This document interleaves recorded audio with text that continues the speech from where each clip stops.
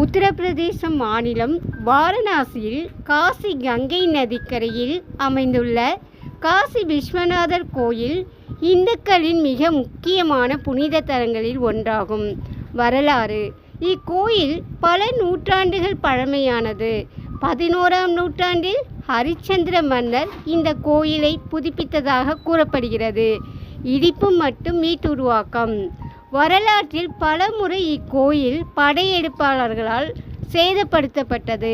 1669இல் முகலாய பேரரசர் அவுரங்கசீப் இக்கோயிலை இடிக்க உத்தரவிட்டார். தற்போதைய வடிவம்: இன்று நாம் காணும் கோயில் 1780ஆம் ஆண்டில் இந்தூர் ராணி அகல்யாபாய் ஹோல்கர் என்பவரால் கட்டி எழுப்பப்பட்டது. சிறப்புகள்: ஜோதிடர் லிங்கம்: இந்தியாவில் உள்ள 12 ஜோதிட லிங்க தலங்களில் இதுவே முதன்மையானதாக கருதப்படுகிறது. தங்க கோபுரம்: சீக்கிய மன்னர் மகாராஷ்டிர ரஞ்சித் சிங் 1839இல் வழங்கிய சுமார் 1000 கிலோ தங்கத்தை கொண்டு இக்கோயிலின் 2 கோபுரங்கள் தங்கம் மூலம் பூசப்பட்டுள்ளன. சக்தி பீடம்: இது 51 சக்தி பீடங்களில் ஒன்றான மணிகர்ணிகா பீடமாகும். காசி விஸ்வநாதர் காரிடர்: சமீபத்தில் அமைக்கப்பட்ட இந்த பிரம்மாண்டமான வழித்தடம் கோயிலை கங்கை நதியுடன் நேரடியாக இணைக்கிறது.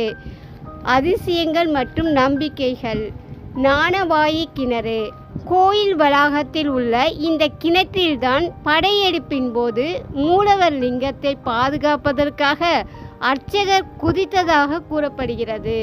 முக்தி தலம்: காசியில் மரணமடைபவர்களுக்கு சிவபெருமான் அவர்களது காதில் ராமநாமத்தை சொல்லி முக்தி அளிப்பார் என்பது ஐதீகம்.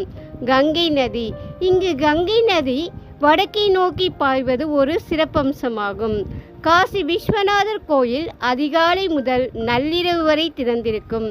அதிகாலை 2:30 மணிக்கு நடை திறக்கப்படும். பொது தரிசனம்: காலை 4 மணி முதல் 11 மணி வரை, மதியம் 12 மணி முதல் 7 மணி வரை.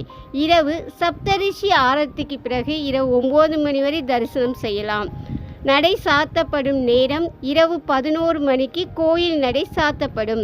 முக்கிய ஆரத்தி நேரங்கள்: மங்கள ஆரத்தி அதிகாலை 3 மணி முதல் 4 மணி வரை. போக் ஆரத்தி காலை 11:15 மணி முதல் 12:20 வரை. சப்தரிஷி ஆரத்தி மாலை 7 மணி முதல் 8:15 வரை. சிங்கார ஆரத்தி இரவு 9 மணி முதல் 10:15 வரை. சயன ஆரத்தி இரவு 10:30 மணி வரை 10:30 இலிருந்து 11 மணி வரை.